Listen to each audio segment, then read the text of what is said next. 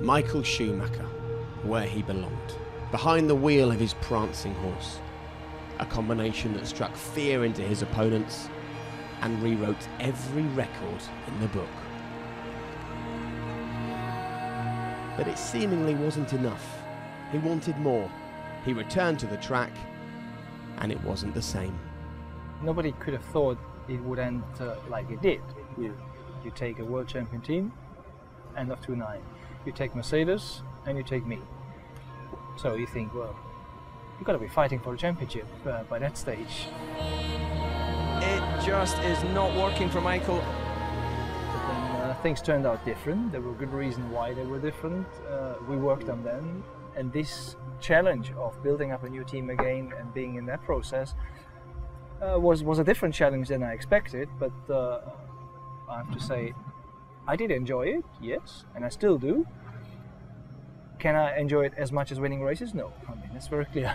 Winning races and championship, I would have enjoyed more. And he's a 5 times world first, 6-time world, Formula One World Championship.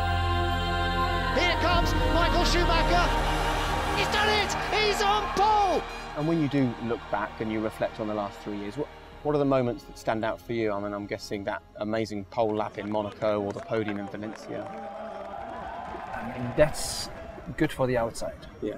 It still explains the outside. Well, actually, he isn't too old. He's still capable of doing so. For me, yeah, it's good moments, but I have had plenty of other good moments. And that's what I'm looking for, to afterwards have the feeling I have done a good job.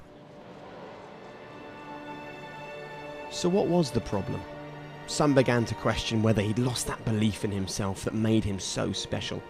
Was Michael Mark II less sure of himself?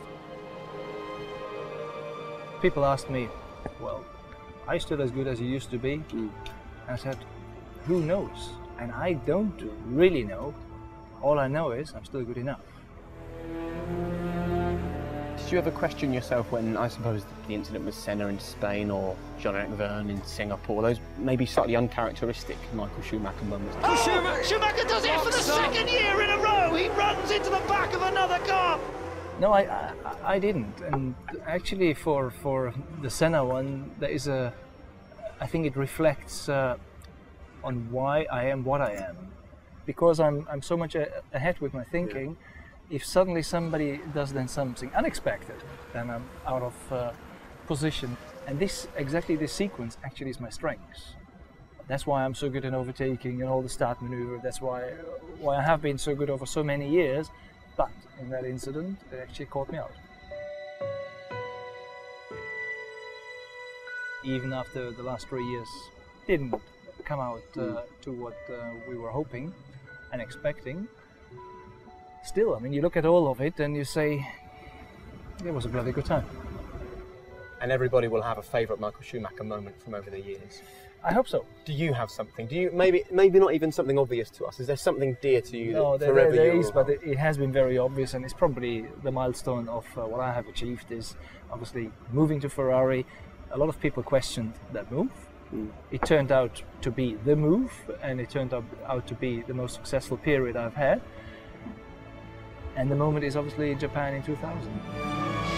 A brilliant race for Michael Schumacher to win the World Championship, to give Ferrari and Italy their dream.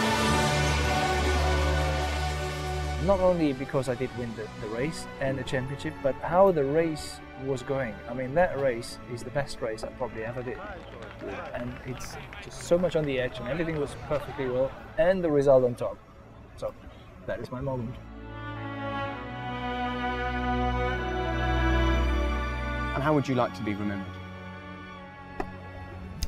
I said it before. I think I'm just a racer. That's what I am. I'm racing till nothing works, nothing goes. Full commitment. That's what I am, and I go to the edge. I go to the limit. That's my life. But until the last race, then I stop it.